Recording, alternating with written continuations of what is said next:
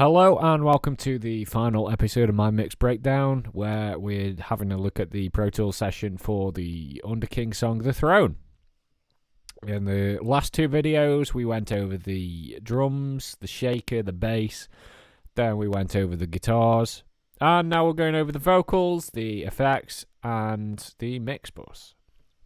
So starting with the lead vocals, we've got two tracks which are essentially, they could be one track, but there's a slight overlap, so I've just left it as two tracks.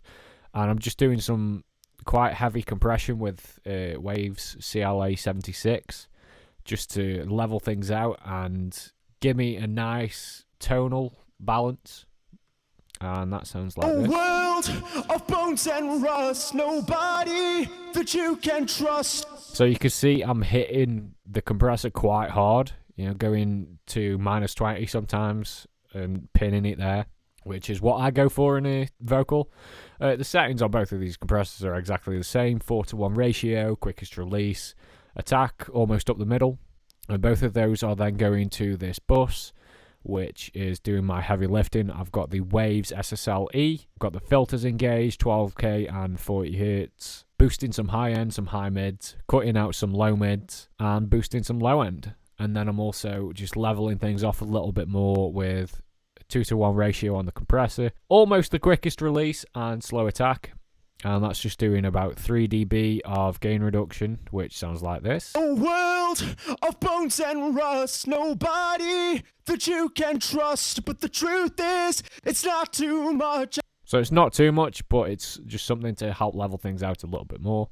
We've got some saturation from the Kush Omega Model 8, which I quite like. It's a little bit of a finicky thing to get right, I've found, but this setting seems to work quite well. And then we're just taking out some of the sibilant sounds, some of the plosives with wave sibilants. I'm just using the Bright Pop preset with the range adjusted a little bit, so it doesn't sound like Max is singing with a lisp, because no one wants that. Then we've got a delay and a reverb on the vocals. The delay is D16 repeater, just on the Take Modern setting. And that sounds like this. A world of bones and rust. Quite a long delay. It's quite pronounced on its own, but in the mix it sits quite well. It's just something to widen the vocals a little bit. And then the reverb, we're just using a Bricasti IR into Waves IR1, using the Sunplate A, I think it is. And that's the main vocals. So moving on to the backing vocals, there's a lot of them, as you can see. We've got 3 main harmonies, we've got 3 hum harmonies, we've got a mono, and then we've got a build-up vocal, and then we've got these gang vocals as well. We'll start with the main harmonies. We'll go from here to here. And those sound a little bit like this. What you deserve of bones and rust, nobody that you can trust. But the truth is, it's not too much. I hope you get what you deserve. Just essentially copying the main vocal, but obviously it's a harmony, so it's not copying the main vocal. It sounds a little bit different. And if I bring the lead vocal in, it sounds like this. Of bones and rust, nobody that you can trust. But really add some nice character to it, just something different than just a set of stereo harmonies. It's something that I've not seen before in a mix. There's a lot going on throughout the entire song, but I think it works for this particular song. And then moving on to the hum harmonies, you might think, well, why are they called hum harmonies? It's because of this bit here.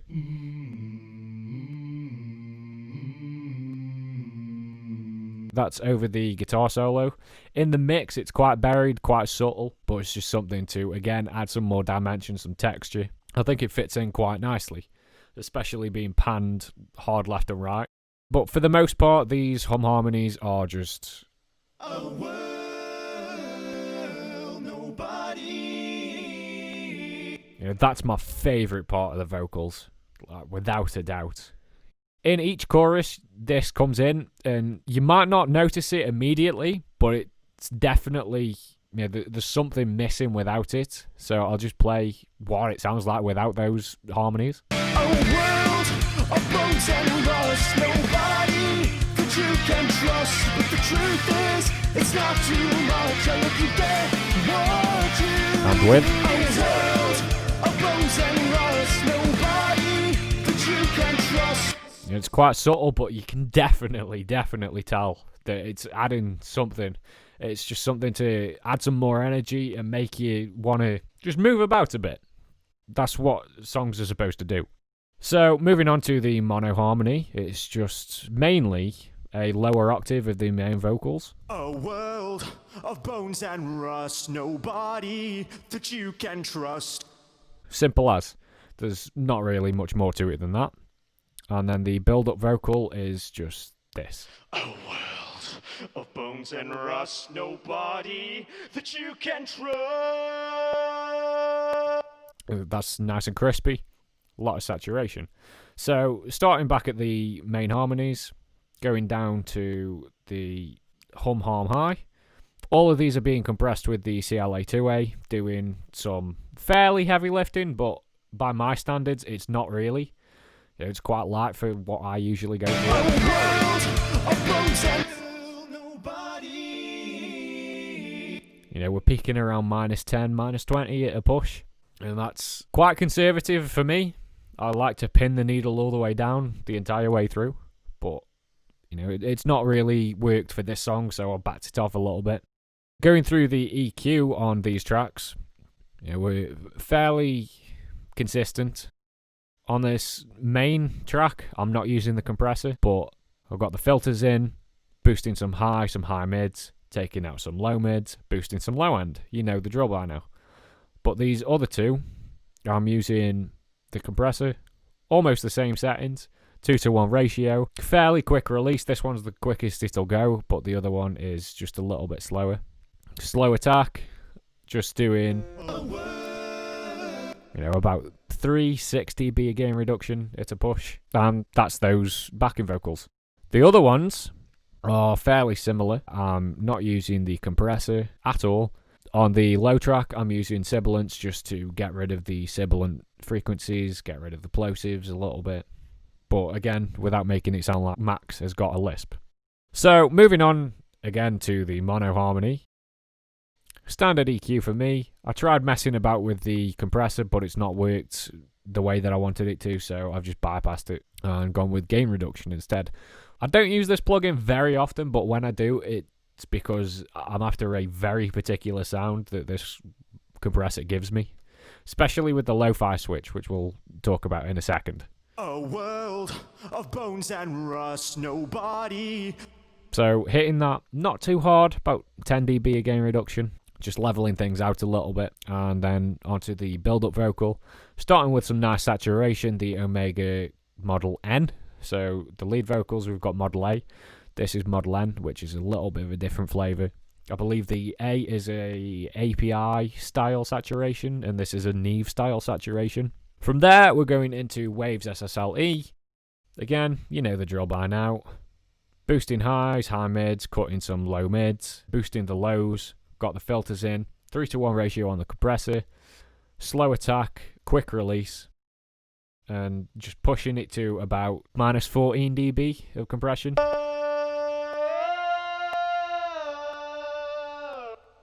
Something to really level things out and not make it poke out a lot, because that's quite a dynamic section. If you look here, it starts off very quiet, builds up, and it peaks around here and then goes back down.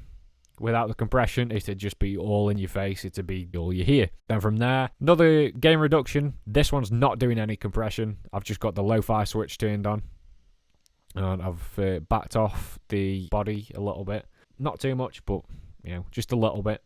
And it sounds like this without. A world of bones and rust, nobody that you can trust. And with. So quite a big difference there. It fits more than just a bog standard kind of telephone vocal EQ where it's just filters. It's a little bit different sounding to me, so that's why I've gone for that. Then all of those tracks are going to this backing vocals bus, which has just got the same reverb on it as the main vocals. I bumped it up a little bit just because I like quite ambient backing vocals in my mixes. And yeah, that's the main backing vocals. So moving on to the gang vocals, they sound like this on their own. No trust. Very crunchy, very delayed. The throne. No trust. It's something different, and there's a reason they sound a little bit strange. Myself, Max, his girlfriend, and a couple of his friends all recorded tracks separately. So in total, I've got about 6 or 7 individual tracks, and I've blended those together and come up with this blend. Then I've got some multi-band compression going on, exact same settings as I'm using on the guitar bus. No trust. Just taking out a little bit of the lows and low mids to stop things getting too muddy. EQ, again, boosting everything up top, cutting some low mids, boosting some lows. I've got the filters in. No compression this time. And then we've got the Model N again, providing that nice, sweet, crispy saturation. No trust. No trust. Adds a little bit of weight, which I quite like as well. And then that's going to a big reverb, which is the Y2K IR. I'm not sure which company put out that pack. It's like a pop punk IR pack that I quite like for reverbs, especially gang vocals. So I've got that blended in a little bit, and then I've got a half note delay with Echo Boy Jr. from Soundtoys, just on a cheap tape setting. Quite low feedback, quite simple in a way. And so I've blended that in, and yeah, that's essentially all the vocals. This gang vocal track isn't going to a bus like the rest of them because it's just one track, so I've just got that going straight to my mix bus. And then we're on to the sound effects. So I've got some gunshots, I've got some effect swells, I've got some explosions, and then we've got a bass drop, which if you're listening on a phone or something that doesn't really reproduce low frequencies too well, then you probably won't be able to hear this, but it's a bass drop. Very subtle, just to add some excitement, add some energy. Simple. In terms of Underking songs, this is probably the least amount of sound effects I've ever used, but I think it works. I'm very conscious about how many sound effects I add because I know that I can really overdo it sometimes. But, it's a learning process. So I'm trying to hone in on just, a few in key spots. And then we're finally onto the mix bus. So starting off, I've got this front DAW plugin. Yeah, Sound Device Digital. It was a free plugin. I think it's like $50 now. I'm not entirely convinced it actually does anything, but I'm giving it the benefit of the doubt. It's in my template. Just backing off the input so it's not massively louder. On the German setting, no high pass. Mojo all the way up to 10. Simple.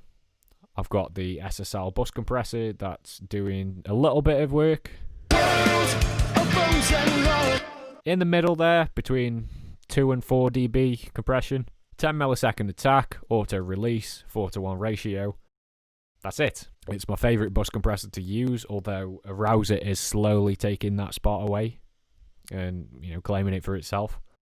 I've got the Waves F6 just doing a little bit of EQ sculpting, taking out a little bit of the harsh frequencies, adding in some mids because I found this mix was lacking a little bit in that area, and adding a little bit of low end. And then to finish things off, we've got the Slate virtual tape machines on the 1/2-inch 2-track, so like the mastering setting, I suppose, with the FG9 tape, 30 IPS, normal bias. Pushing it quite hard, but it's not saturating.